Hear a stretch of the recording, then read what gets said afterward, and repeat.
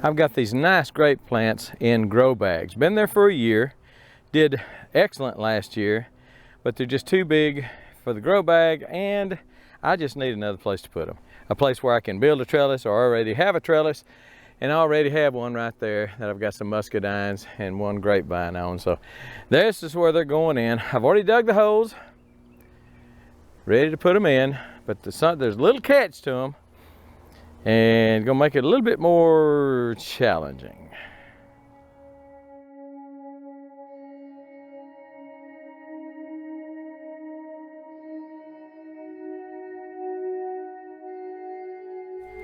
And the challenging part is this.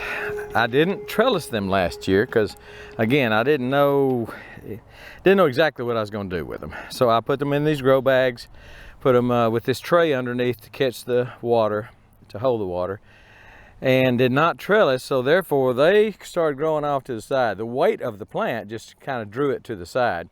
So when I plant them, I've got to plant them with the stem standing up. So I've got to plant them kind of crooked in the hole. And something else I'm going to do that some of you are going to scream at me for, but you know, it is what it is. I'm going to have to cut those bags off of them. I hate to ruin a good grow bag, but like they cost me a couple of dollars a piece, $2.50 or something like that. And to try to get them out of there, normally I can get things out of there, but I have to turn the bag on its side and kind of roll it and go around it with a knife and all this. I'm afraid I'm going to hurt some of the vines if I do that. I can't just take them out and do that. So here's, we're going to cut the bag off, drop it in the hole, try to straighten it up, and then get it on this wire right here. Now, these wires are not the best. They're kind of loose, but I've got some 3/8 rebar I'm going to attach it to right there to hold it in place. And it's not the perfect trellis by any means, but that's what we're going to use because that's what we got. And I'm not going to build another trellis just for these two grapes. These are Cabernet Sauvignon, or as we say in East Texas, it's a Cabernet Sauvignon. Some of y'all now, you know what I'm talking about. Start talking French to you and it scared you. All right, so let me get a knife. Gonna cut those little dudes out and drop them in a hole, try to plant them. Try to get them growing. Okay. Pull that one out and away. Pull that one out and away. Get this out of the way. I sure hate to cut up these good grow bags. If you're looking for a grow bag, I have tried 2 or 3 different brands. This is the one I really like. I'll put a link to it below if they still have them available. This is a 10-gallon bag, and boy, I wish that would come out of there so easy. And it's just not. I'm gonna hurt the plant, so I'm not gonna do it.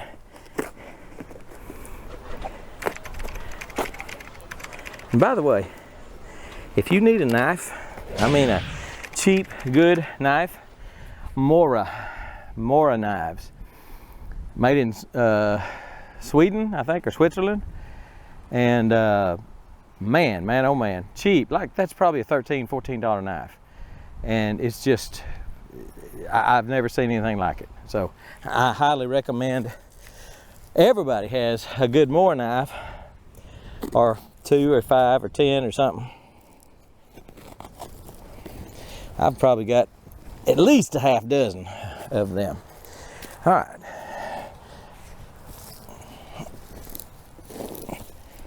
It is really attached to that bag. You know, the roots do stop at the bag, but they also, you know, when they air prune, but they also embed a little bit into that bag. And if you're trying to get something out, it's not easy. Not as easy as you think it is. All right. Let me cut the other one. We'll move the camera. Look how sharp that is. We'll move the camera and we will, man, they've already got grape clusters all over them. Move the camera and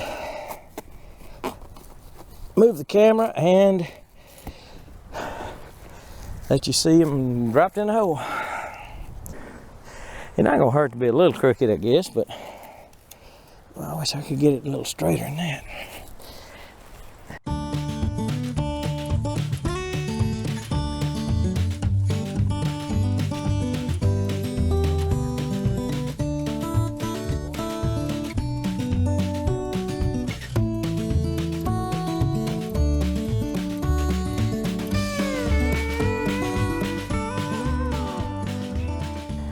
I'm gonna come up here, get my little tying machine and tie that right there.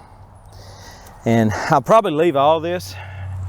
If it looks alive, some of it doesn't, that's dead. But if it looks alive, I'll probably leave it just so I see what survives the transplanting.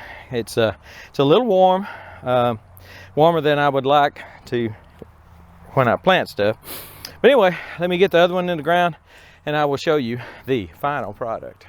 So, got them planted. Went ahead and mulched them real heavily.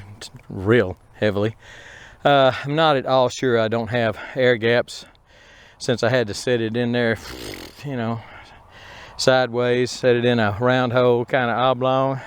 So, but hopefully I packed in enough dirt and fixing to water it, and I'll just water it in real good with a little fertilizer, a little 20-20-20, and just take off running. Step back, it should go. So I've already tied it with my little tape tying tool.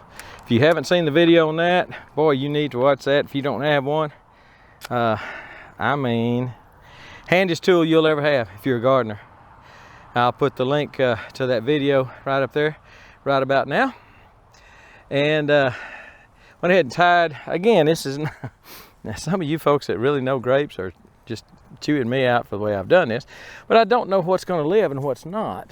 And I'm since it's already starting to cluster, farm grape clusters, you know, I'm just a little late in doing this, and I just don't want it to shock too bad. And if it does, I could lose those nice long limbs, so I don't want to do that. So I'll pull some of that mulch away from that that trunk, stem, whatever it's called. I'm not a grape guy. I'm a blackberry guy. But it looks pretty good. Again, tied up. I'll water it in, and we'll just we'll keep you informed as to how it goes, or if it goes. If it dies, I'll show you. You know I will. I show my failures. So 2 of them planted. The other one doesn't have. See, this one, that it's got a lateral that goes that far. That's about at least 6. The end of it's kind of dead, but it's 8 feet long, and about 6 feet of it looks like it's pretty viable. I'll trim off the dead ones. I may do that. I may wait and do that. It's dead.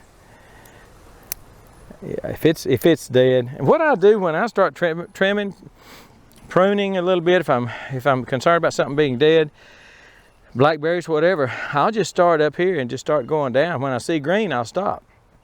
That's a good rule of thumb for blackberries, and I will use that, I'm sure, on these grapes. Again, I'm not a grape guy. I don't know much about grapes, but this one doesn't have the long canes. It's got one that I stretched out there, tied it up, and the rest of them are pretty short and kind of coming this way, which is not what I want, but it is what it is. Oh, I didn't tie that one. I've got one on the bottom there. I need to tie that bottom. I need to tie that one to that bottom wire. So anyway, this trellis was built a long time ago. I've got one grape right there. That is I don't know. I'll have to look it up. Then I've got 3 muscadines down on the end. So this trellis has been here for a while and just hadn't been doing anything on this upper side because my grape plants died that I had planted here. So there, got some new ones in here now. Cabernet Sauvignon, or as we say in East Texas, Cabernet Sauvignon. That's what we got. Some Cabernet Sauvignons. Whew, I'm tired. Digging holes tough on the old man. We about graped out, folks. I'm gonna go watch my grandkids fish down there. All right, we're gone.